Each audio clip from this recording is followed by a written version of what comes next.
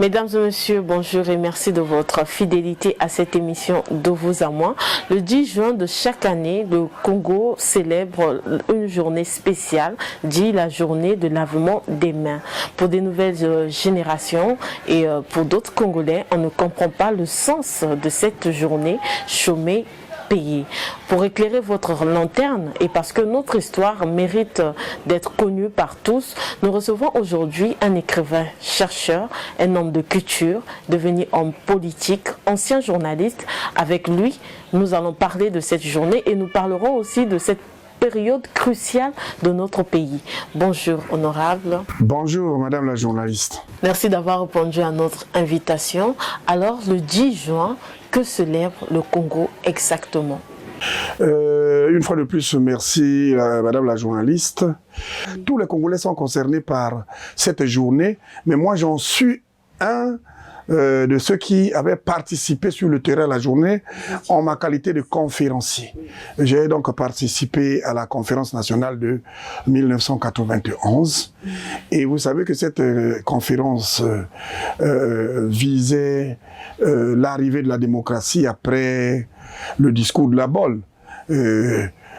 Cette conférence qui avait commencé ailleurs, au Bénin et peu partout, et le Congo, par le biais du président de la République, a accepté aussi de participer à cette conférence nationale. Et vous savez qu'on est allé à la conférence nationale avec 3 camps. Le camp des légalistes dont nous autres là appartenions étaient les minoritaires. Et il y a le camp de ceux qui étaient mi-figue, mi-raisin, qui étaient si minoritaires, et la majorité de ceux qui sont partis à la conférence nationale pour découdre avec le pouvoir en place. Alors, la sagesse du président de la République a fait qu'on arrive à la journée du 10 juin dont vous évoquez. Oui. Et comment pouvez-vous décrire ces gens qui voulaient le changement? Est-ce que ce sont des révolutionnaires ou des démocrates? À cet instant-là, vous avez 29 ans. Vous, quel regard avez-vous sur ces personnes-là? Bon, moi je crois que la conférence nationale elle a été décrétée par le président de la République. Il avait donc la volonté d'amener le pays vers le changement. Alors, et ceux qui pensaient profiter de cette opportunité pour en découdre avaient, à mon avis, tort. Ça n'engage que moi. Avaient, à mon avis, tort. Parce que il y a eu dans d'autres pays où il y a eu effusion de sang avant d'aller à la conférence nationale. Or, ici, le président a pensé qu'il était temps. Il était temps qu'on arrive au multipartisme, à la démocratie. Parce qu'il y avait aussi la démocratie à la manière du mono dans tous les pays après l'indépendance. Mais ce n'était pas une démocratie à la Montesquieu, à la John Locke, où la séparation de pouvoir était bien établie, le pouvoir arrête le pouvoir. Mais c'était une démocratie quand même. Alors, le président a compris qu'il faut aller vers la nouvelle donne, déclenchée à la bonne en France. Et il a autorisé, il a décrété.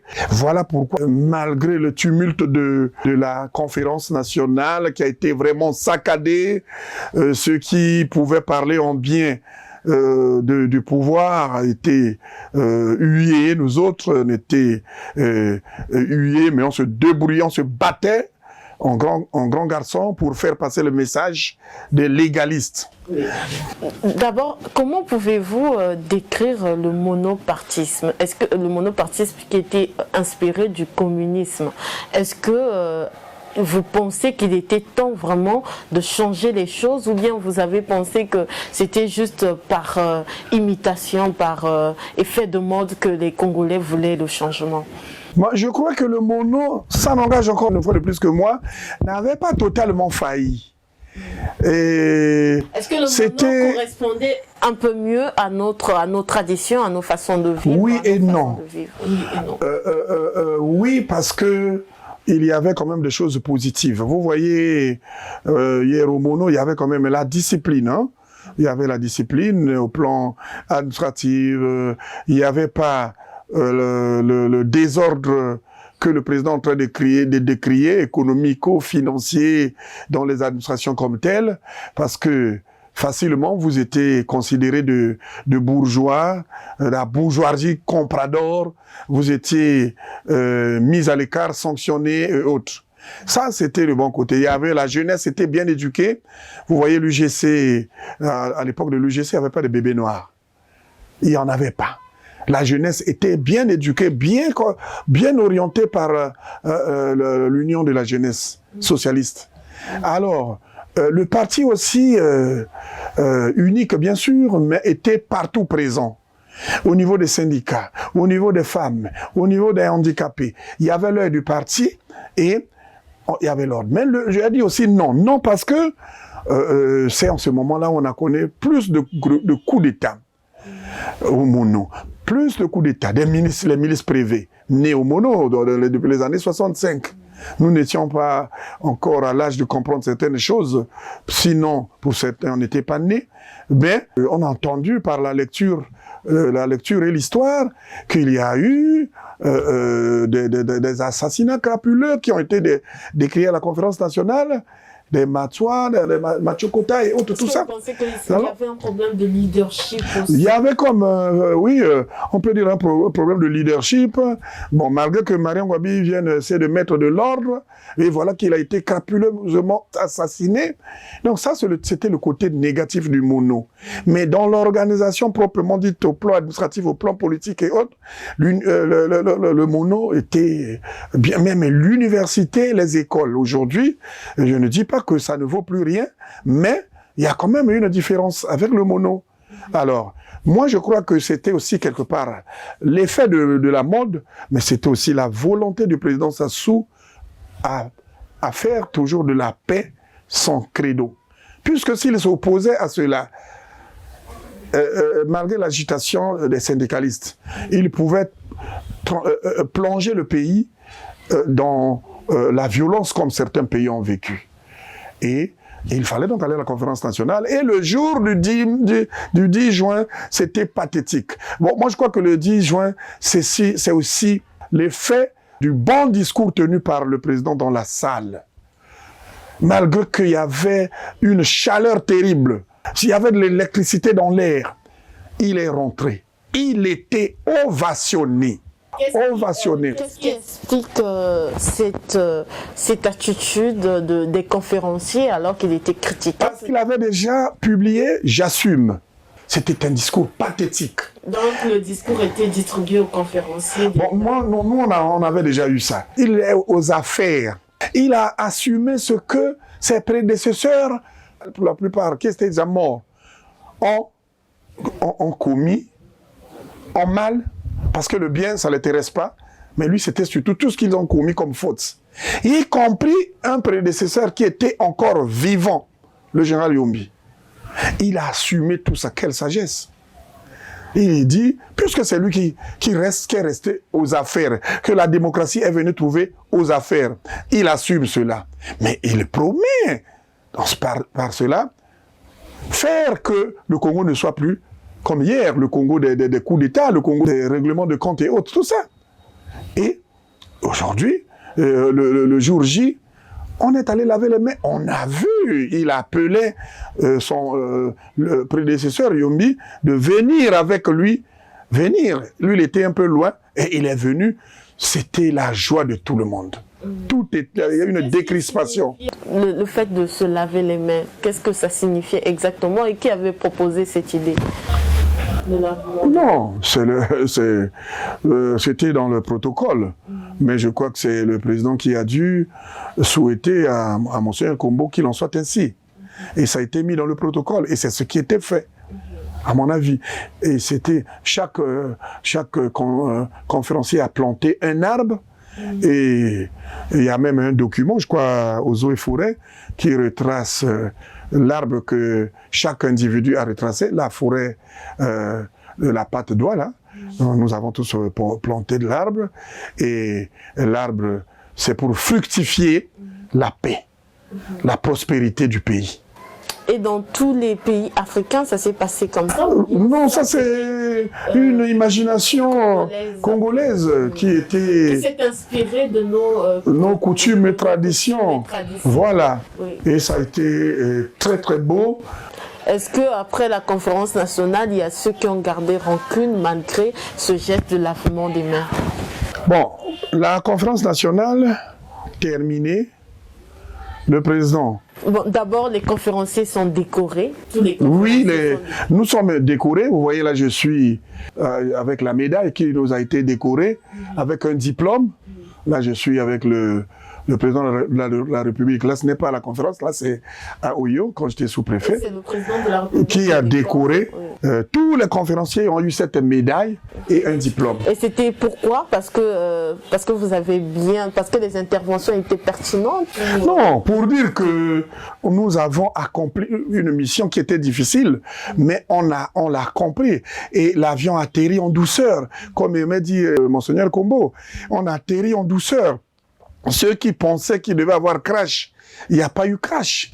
Pourquoi les journalistes intervenaient alors que c'était une affaire politique? J'étais parti au nom d'une association pour la paix et l'égalité sociale. Notre association prônait la légalité, la paix, la sécurité. Et voilà pourquoi nous sommes partis dans ce... On est sorti, à mon avis, vainqueurs parce que ce que nous avons souhaité, la démocratie, la paix, est arrivé. J'ai même écrit un poème sur la paix où je disais que je peux me sentir en paix si je mets la paix dans mon pays. Je ne peux me sentir en paix si je mets la paix dans mon village, ainsi de suite, ainsi de suite. Quel a été le rôle des personnalités de la société civile pendant cette conférence? Bon, il y avait aussi deux camps. Il y a ceux qui se sont infiltrés par la société civile, mais qui au fait faisaient la politique, et surtout la politique politicienne, qui allait comme fustiger avec les forces qui sont devenues forces dites de changement, pour fustiger le pouvoir en place. Mais il y a eu ceux de la société civile qui étaient réellement société civile, qui n'étaient pas trop nombreux, mais qui apaisaient les choses, qui voulaient que, comme nous les légalistes, que les choses se terminent en beauté et que le pays soit plus unifié après la conférence nationale que divisé. Telle était la volonté aussi de Monseigneur Kombo, telle était la volonté du président de la République dans toutes ses prises de position. Et à cette époque-là, quel regard avez-vous sur la démocratie? Est-ce que vous avez dit oui, la démocratie c'est bien, ou bien vous avez peur de la démocratie? Peur de la démocratie pour la simple raison qu'on devait s'attendre à des règlements de compte. Oui, parce qu'on savait que les choses ne seront plus comme avant. Il y aura des élections libres, transparentes, il y aura des parlements locaux, il y aura l'expression libre, la séparation des pouvoirs entre l'exécutif, le législatif et le judiciaire. Et c'est donc ces deux côtés. Mais le côté qui a triomphé, à mon avis, c'est ce côté. Certaines personnes, certains observateurs disent qu'on a connu le tribalisme juste après la conférence nationale. Est-ce que c'est vrai? Est-ce qu'avant la conférence nationale, il n'y avait pas cette histoire d'ethnocentrisme Je vais juste vous illustrer mon propre exemple. Moi, j'ai travaillé tout jeune, à l'âge de 25 ans, au Mono, et je ne savais pas l'ethnie de mon voisin en face. Donc la démocratie, malheureusement, est venue... La démocratie, voilà pourquoi le démon du tribalisme, à mon avis, c'est... Parce qu'on devait choisir, en fait. Oui. Comment? C'est ça qui vous faisait peur? C'est ça qui nous faisait peur. Nous nous disions, si maintenant on va les choisir, bon... Les gens vont choisir dans sa tribu.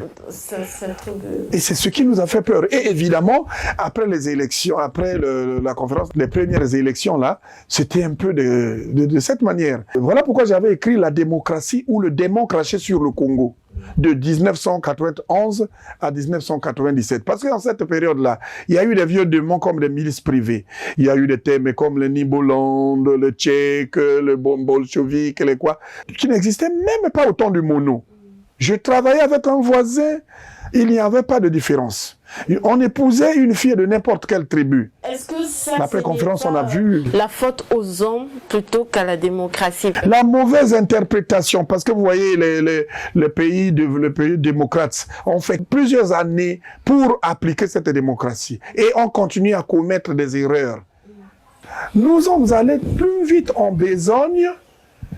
Le tribalisme, très tôt, mais le tribalisme aidant, ça a failli capoter les choses. Heureusement, Dieu, la main de Dieu est sur le Congo. J'étais très content quand le président Sassou est revenu et il dit il remet le Congo dans les mains de Dieu. Est-ce qu'aujourd'hui, le 10 juin, donc, ce symbole de lavement des mains a tout son sens? Est-ce qu'il n'a pas perdu son sens autant d'années passées? Normalement, n'a pas perdu son sens. C'est une journée qu'on doit continuer à célébrer pour que nos enfants sachent l'histoire, comme on vient de la faire. Que l'on sache que nous sommes venus de loin et pour atterrir à la conférence nationale et au lavement de mains pour dire que le Congo est un et indivisible. Donc, nous devons aller dans ce sens. Cette journée nous guide. Cette journée nous rappelle. Cette journée veut que nous soyons un. Et si nous disons qu'elle a perdu son sens, c'est peut-être dans la tête de certaines personnes. En ce qui me concerne, en tout ce que j'écris, je me réfère à cette journée. Parce que s'il n'y avait pas la paix, il n'y avait pas l'unité, certainement qu'on n'arrivait pas aux premières élections de 92. Donc c'est une journée inoubliable. Elle est juste comme un annexe de la conférence nationale. Mais pas n'importe quel annexe très capital. Voilà pourquoi on doit la fêter, et même cette fois-ci, avec le Covid-19, on n'a pas pu la fêter comme il se doit. Normalement, ça doit être parmi les journées les plus importantes du pays que l'on doit fêter, comme nous fêtons le 28 novembre, comme nous fêtons le 15 août. Nous devons aussi fêter la journée du 10 juin. Parce qu'elle nous a menés à la véritable démocratie. Elle pouvait être mort-née, mais c'est aussi grâce à cette journée qu'elle est vraiment pratique. Oui. Des années après la conférence nationale et l'avènement de la démocratie, on constate que de plus en plus des citoyens ne se rendent pas dans des urnes pour voter. Est-ce que vous ne pensez pas que la démocratie, quelque part, a échoué dans notre pays? La démocratie n'a pas échoué au Congo, ma chère. Aujourd'hui, il y a plus ou moins séparation de pouvoir. Mais moi, je vous ai dit que dans les pays qui sont des grandes démocraties, qui ont déjà plus de 200 années de démocratie, aujourd'hui, il y a des manquements. La démocratie se construit. Et on corrige au fur et à mesure ce qui manque. Et aujourd'hui, dire que la démocratie a échoué au Congo, non, il faut être de mauvaises intentions. La démocratie fait son petit chemin avec ses bas et ses hauts au Congo. Et peut-être dans 100 ans comme les autres, ou plus de 100 ans, mais on sera... Est-ce que nous ne pouvons pas dire que notre pays est moins mal en Afrique? On voit comment c'est capoté en Afrique, dans certains pays. Nous sommes tous témoins. Mais au Congo, on s'efforce.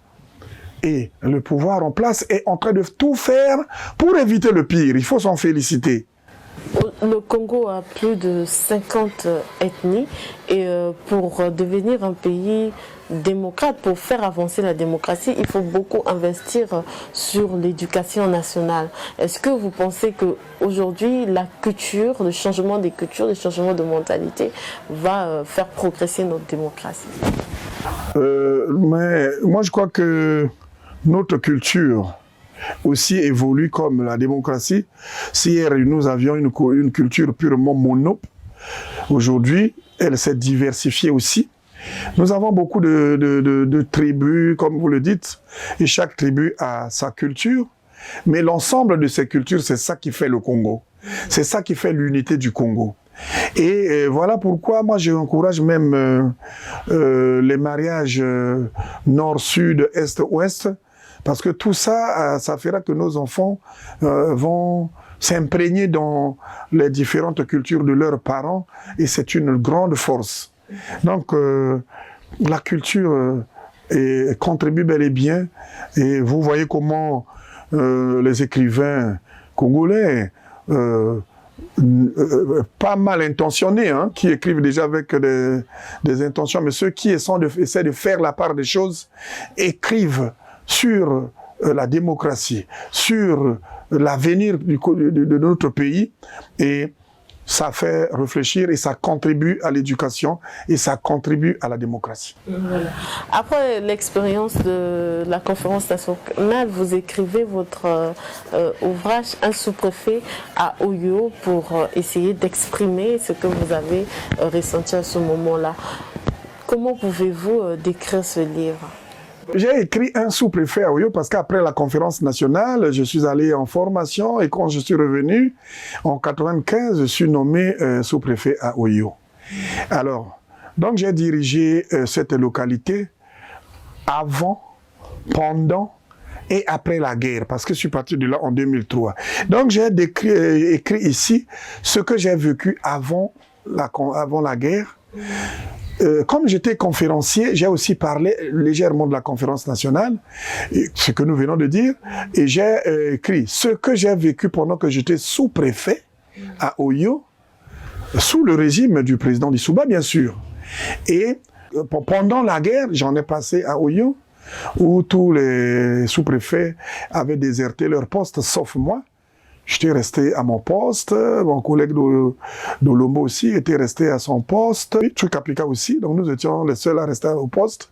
Et donc, j'ai décrit aussi une partie de cette période de guerre où je recevais tous les sinistrés venant de partout, sur instruction du président, qui était l'autorité morale de la localité, le président actuel, Denis Sassou Nguesso, qui devenait simplement l'autorité morale de la localité, puisqu'il n'était plus aux affaires, et qui nous demandait de continuer à être légaliste, de recevoir tout le monde, d'où qu'il vienne, pas de vengeance, même si vous apprenez qu'on a fait mal à votre parent dans tel ou tel coin de la République, pas de vengeance.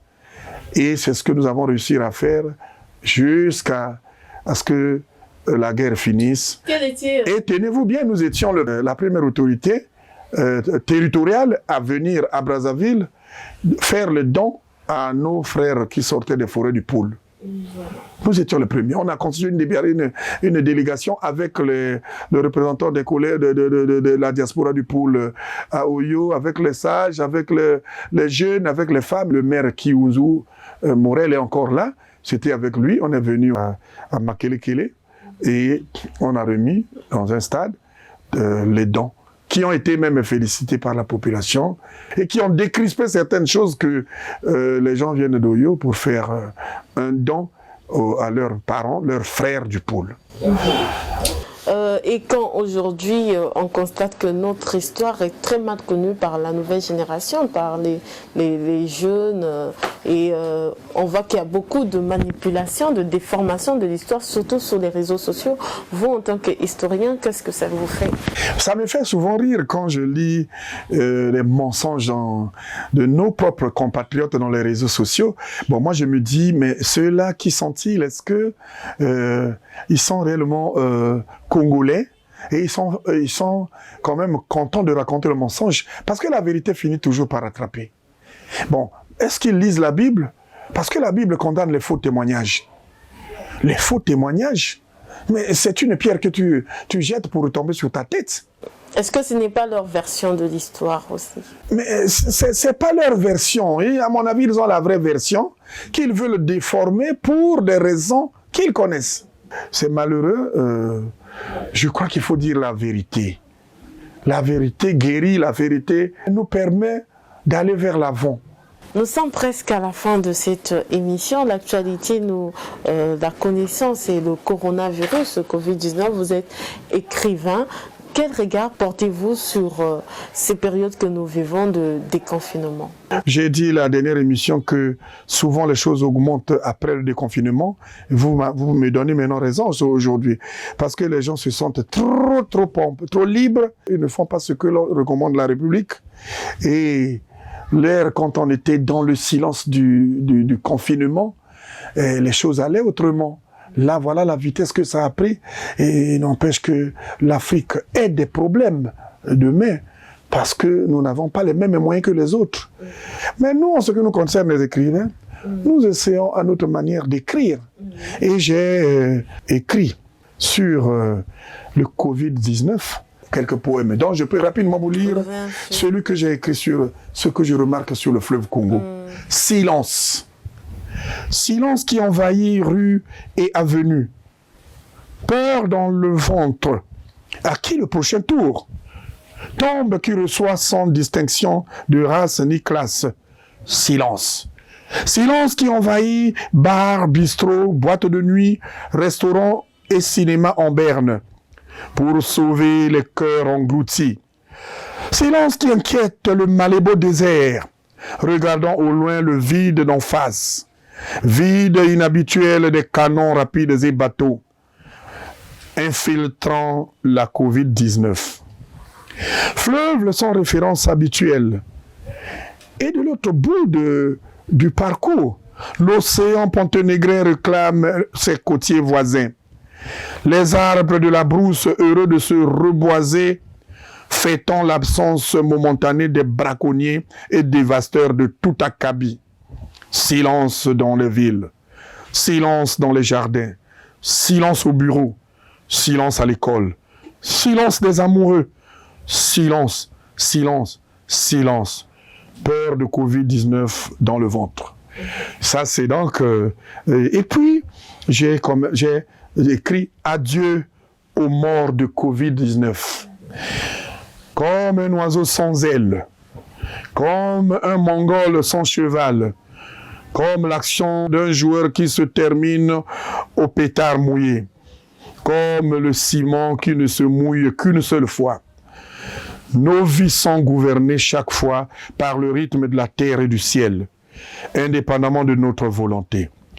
Vous qui quittez ce monde via Covid-19, oui, vous quittez ce monde laissant brutalement ceux qui vous sont chers et qui vous hantaient, laissant veufs et orphelins, souciés et affaiblis. Vous voici arrachés de ces cœurs affectifs.